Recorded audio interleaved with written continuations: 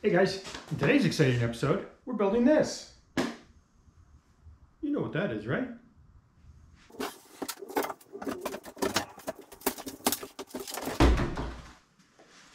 Hello now. Let me show you how it's done.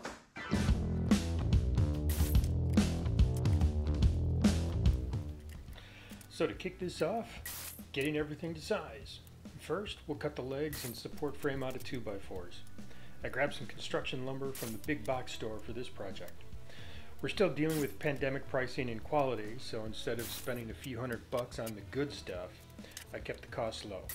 Besides, this isn't going to be a sexy torsion box or a Workbench. This thing is going to get beat with a lot of various projects. Plus, my skills are not worthy of dropping a lot of money on this.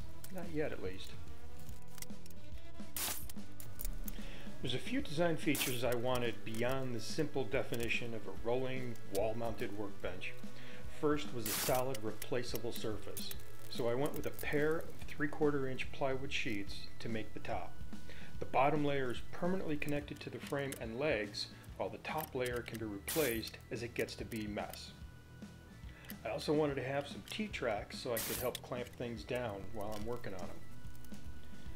For the wall mounting, I wanted to make sure the bottom edge of the top had no way of slipping off, so I got the top and bottom layer offset to create a lip that'll slot into the wall mount. You'll see that a bit later. Size of this is less than a regular 4x8 sheet of plywood. I decided to go with 72 inches by 32 inches for a few reasons. First, I knew this thing would have a lot of weight. If I used 2 full sheets of plywood, it would get around 150 pounds, and that's not something I wanted to wrestle up against a wall on a regular basis. Plus, I have an office desk that's about this same size, and it works out pretty well for me. As a plus, the plywood offcuts will be used as the support bracket on the wall, so I only had to buy 2 sheets of plywood for this entire project. The height was dictated by the inner dimensions of the frame supporting the top. I didn't want to have asymmetrical legs where one pair fit inside the other. Something in the back of my mind says that design is a bit wobbly and not for me. So I wanted the legs to be as close to the corners as possible. So with all this in mind, the finished height of this is a little over 33 inches.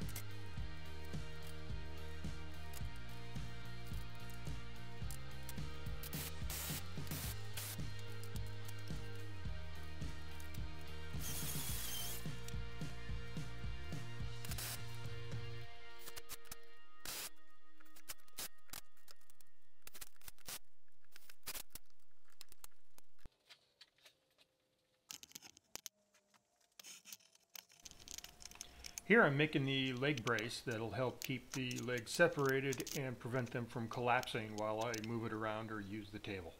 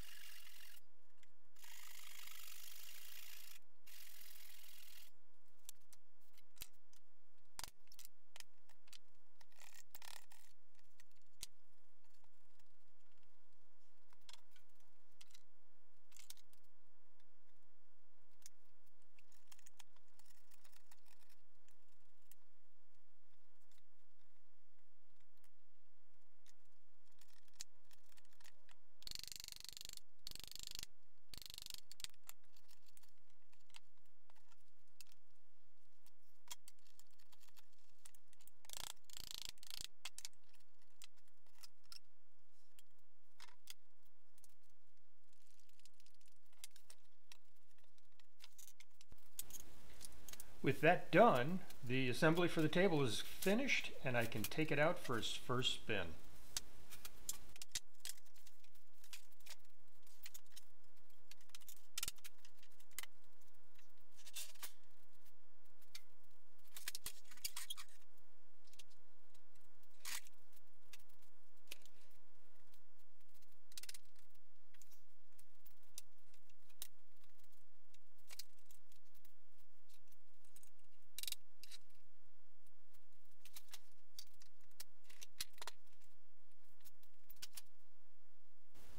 Before moving on, I acted like an old man buying a car and walked around it a couple of times, kicked the tires.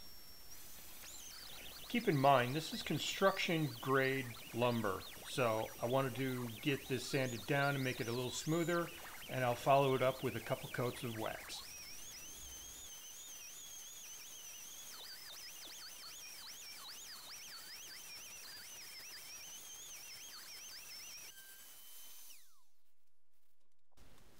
With the sanding done, I need to put a 3/4 inch roundover on the edge that will slot into the wall mount.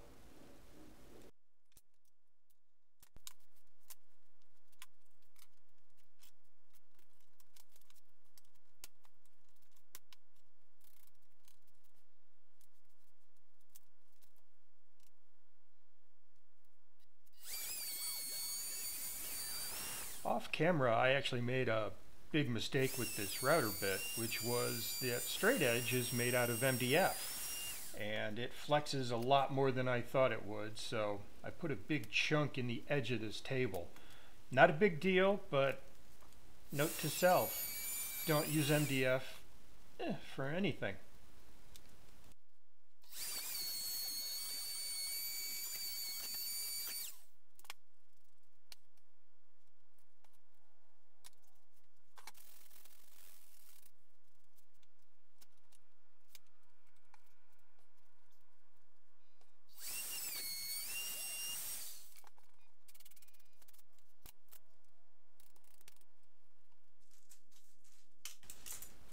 time to install some T-Track. I actually bought 4, but I'm only going to install 2 for now, and if I need the other 2, I'll get them set up later. Having learned my lesson with the MDF straight edge for the router, I've decided this time to use a nice big sheet of plywood.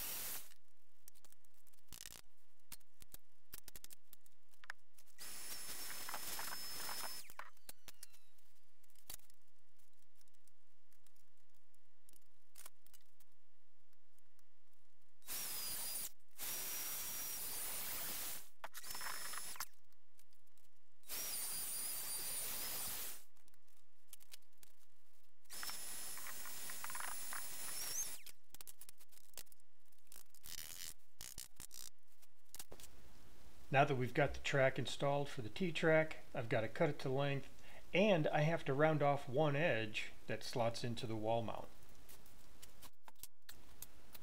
The aluminum T-Track is soft enough to be cut in the chop saw, so we'll cut it to length, and then I'll just use some coarse sandpaper to give it the round over.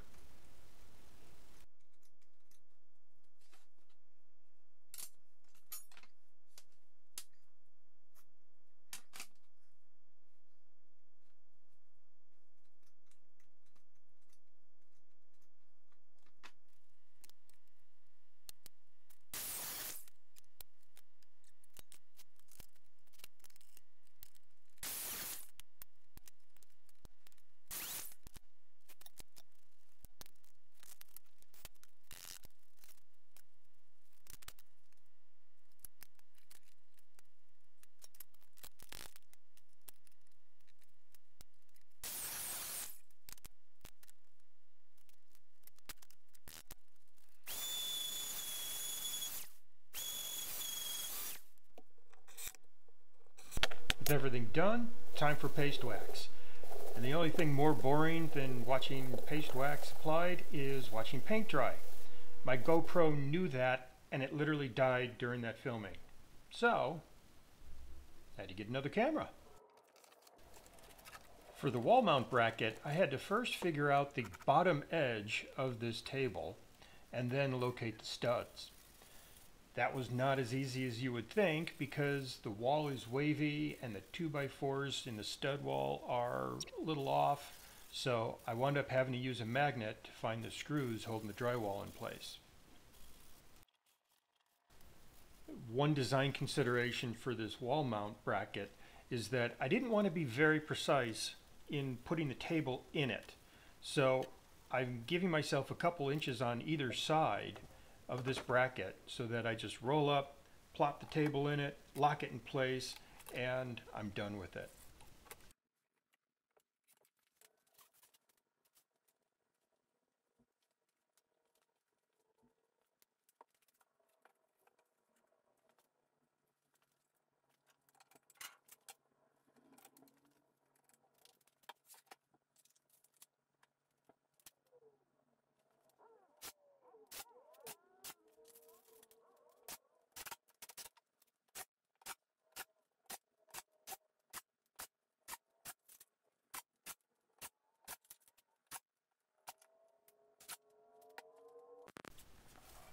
Here I'm using some painter's tape to identify the exact location of the studs and then going to transfer that into the bottom lip of the bracket.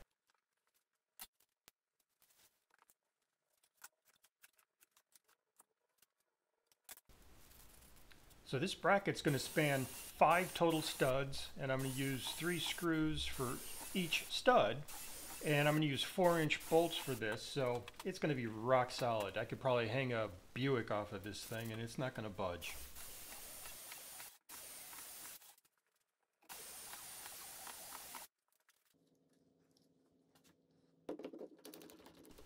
Now to mount this bracket on the very precise location on the wall, I've actually clamped it to the bottom edge of the table, and then from underneath the table I'm drilling in the screws. That way there's perfect alignment. Now for the top part of the bracket, we're going to use the actual table to scribe the line where this bracket needs to be mounted.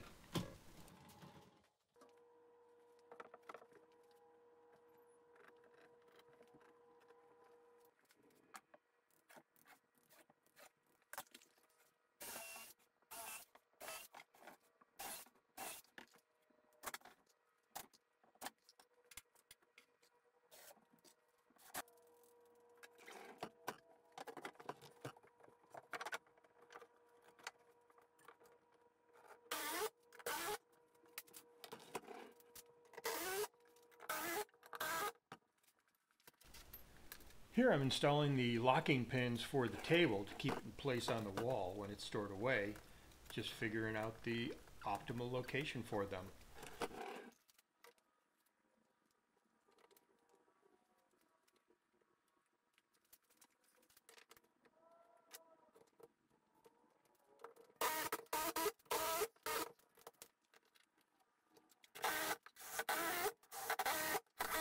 And with that screw, this project is done. All things considered, I'm pretty pleased with it.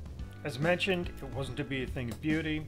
It's made to take a beating for various projects, and to that, I think it'll fit the bill. I've already planned a part 2 on this build that will have some add-ons and attachments to increase its functionality, so stay tuned for that video. But for now, it's flat, solid, rolling, and it stores away as expected, so that's a win.